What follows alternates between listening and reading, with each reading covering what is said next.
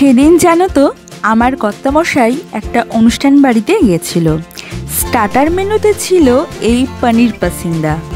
সেটা খেয়ে তার এতই ভালো লেগেছে, বাড়িতে এসে আমাকে বলে একদিন বানাবে পনির পাসিন্দা।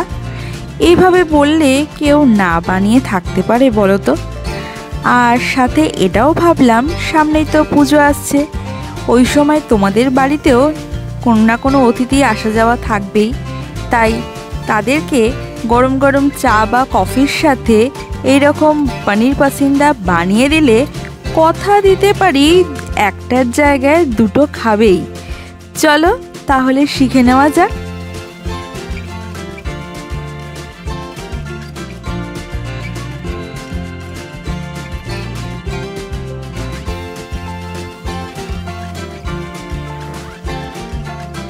প্রথমেই একটা বড় বাটি নিয়ে নিলাম, তাতে পরপর কিছু উপকরণ দেব, ভালো করে দেখে নাও। প্রথমেই দিয়ে দিচ্ছি 250 থেকে 300 গ্রামের মতন ময়দা, 100 গ্রামের মতন cornflour, 1 table spoon baking powder, স্বাদ মতন লবণ, সামান্য চিনি, সুন্দর একটা কালার আসার জন্য। ভালো করে শুকনো উপকরণগুলোকে মিশিয়ে নেব। এবার অল্প অল্প জল দিয়ে একটা নরম ব্যাটার তৈরি করে নেব।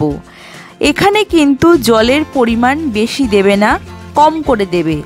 আর এখানে দিয়ে দিচ্ছি 2টো ডিম ফাটিয়ে নিয়েছি আগের থেকে, এই ডিমটাকেও দিয়ে দেবো। ভালো করে মিশিয়ে নিয়ে এবার পরিষ্কার হাত দিয়ে সুন্দর করে মেখে নেব। ভালো করে মেখে নিতে হবে, আর ঠিক এইভাবেই ফেটাতে হবে। এই ফেটানোর কাজটা যতটা সময় নিয়ে পারবে ততটা সময় নিয়ে করার চেষ্টা করো, তাহলে কিন্তু ব্যাটারটা খুব মুচমুচে হবে। আমি কিন্তু অফ ক্যামেরায় প্রায় 10 থেকে 15 মিনিট ধরে এই ব্যাটারটাকে ফেটিয়ে নিয়েছিলাম।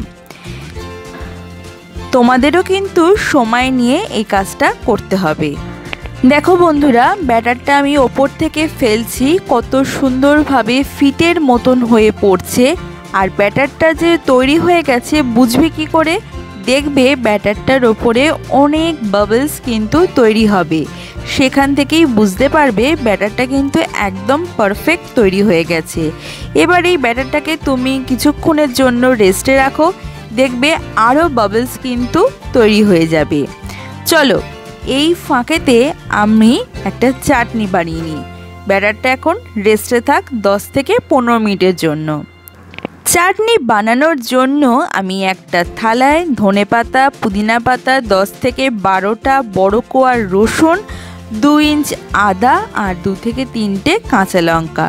ঝালটার যে যার নিজেদের মতন দিও, আমরা একটু ঝাল কম খাই, আগেও বলেছি। এখানে আমি ধনেপাতা পুদিনা পাতা সম পরিমাণে কিন্তু নিয়েছি। এবার এটাকে সুন্দর করে পেস্ট বানিয়ে দেবো। জলটা কিন্তু একদম কম পরিমাণে দেবে, কারণ বেশি জল দিলে কিন্তু পাতলা হয়ে যেতে পারে। এবার সুন্দর করে এটা পেস্ট বানিয়ে নিলাম। আচ্ছা, এবার নিয়ে নেব এই উপকরণের প্রধান উপকরণ, এই রেসিপির প্রধান উপকরণ হচ্ছে পনির। পনির এখানে আমি 500 গ্রামের মতন নিয়েছি। পনিরটাকে এবার মাঝখান থেকে একটা পিস করে নিচ্ছি, আর এই পনিরটাকে এবার ছোট ছোট করে পিস করে নেব, পাতলা পাতলা করে পিস করতে হবে। আচ্ছা, এর সাথে আরেকটা কথা বলে রাখি, পনির যদি ফ্রিজে রাখো, বাইরে বার করে কিন্তু বেশ কিছুক্ষণ রেখে নর্মাল টেম্পারেচারে এনে তারপরেই কিন্তু কাটবে। না হলে কাটার সময় দেখবে যদি ফ্রিজ থেকে সরাসরি বার করে কাটতে যাও তাহলে কিন্তু গুঁড়ো গুঁড়ো হয়ে যাবে। তাহলে ফ্রিজ থেকে বার করে এনে তারপরে কেটো। তো দেখো বন্ধুরা, আমার কত সুন্দর পাতলা পাতলা করে আমি একদম পনিরগুলোকে কেটে নিলাম। আমার এই থালায় পুরো পনিরটাই আমার কাটা হয়ে গেছে। আচ্ছা, এরপর কিন্তু আগের থেকে আমাদের ধনেপাতার চাটনিটা কিন্তু তৈরি করাই ছিল।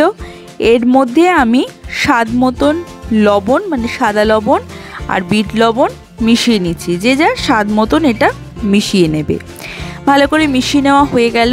এবার একটা পনিরের স্লাইস নিয়ে নিচ্ছি, আর তোমার হচ্ছে এই চাটনিটাকে পনিরের ওপরে ভালো করে লাগিয়ে নিচ্ছি। ভালো করে লাগিয়ে নেওয়া হয়ে গেলে আরেকটা পনিরের স্লাইসকে আমি এই পনিরের ওপরে দিয়ে দিলাম। ঠিক আছে, এইভাবে কিন্তু সব কটা পনিরের স্লাইসকে আগে তৈরি করে নিতে হবে।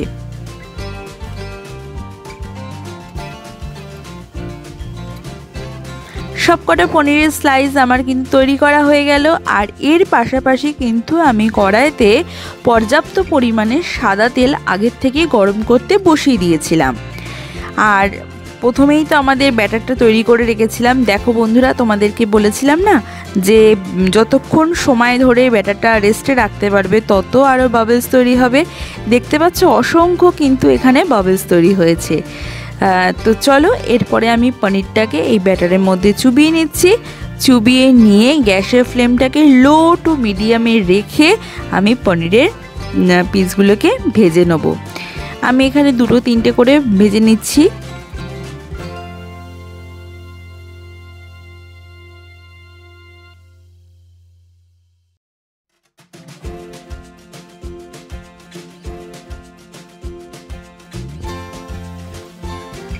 আস্তে আস্তে অল্প অল্প করে দেখো বন্ধুরা কত সুন্দর করে তেল পাশ থেকে দিতে হবে, দিলে আরও ভাজাটা মুচমুচে হবে, ভালো হবে।